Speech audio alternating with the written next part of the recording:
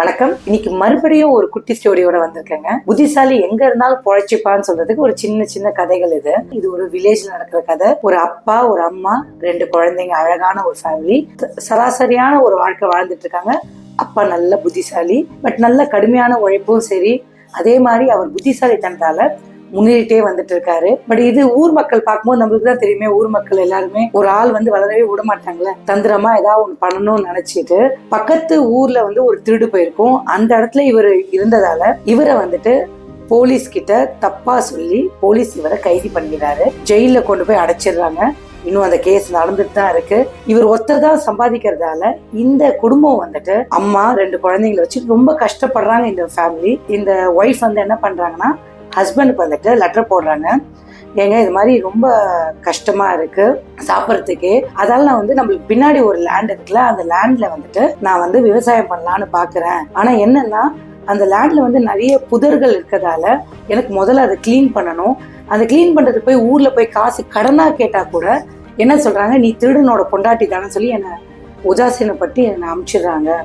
அப்போ என்ன பண்றதுனே தெரியல, நீங்க ஏதாவது சொல்லுங்களேன், எப்படி வாழ்றதுனே தெரியல, எனக்கு ரொம்ப கஷ்டமா இருக்கு, பசங்க சாப்பிடாம ஒருவேளை சாப்பாடு இல்லாமே தூங்கிடுறாங்க அப்படின்னு சொல்லி லெட்டர் போடுறாங்க. இவர் தான் புத்திசாலியாச்சே. இவர் என்ன பண்றாரு, புத்திசாலித்தனமா ஒரு லெட்டர் எழுதுறாரு. அன்பு மனைவிக்கு, நான் சொல்றத ஒண்டி கேளு, அந்த லேண்ட்ல தயவு செய்து எதுவுமே கை வச்சிடாத, நான் திருடின அத்தனை பொருளுமே அங்கதான் வச்சிருக்கேன், தங்கமாவும் நகையாவும் அதே மாதிரி பணமாவும் வச்சிருக்கேன், அது எதுவுமே தொற்றாதன்னு சொல்லும் போது இவங்க வீட்டுக்கு லெட்டர் வரத்துக்கு முன்னாடியே போலீஸ் ஆள் வந்துடுறாங்க.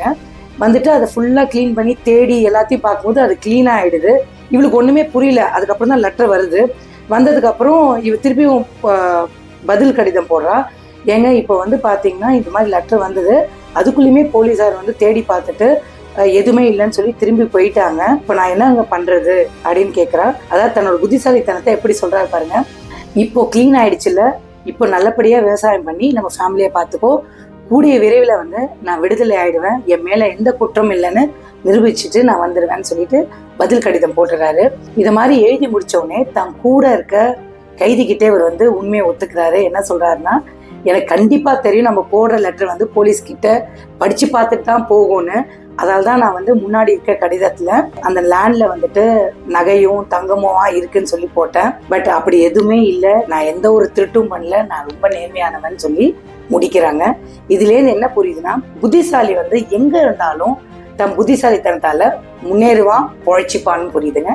இன்னொரு வீடியோல பார்க்கலாம். நன்றி, வணக்கம்.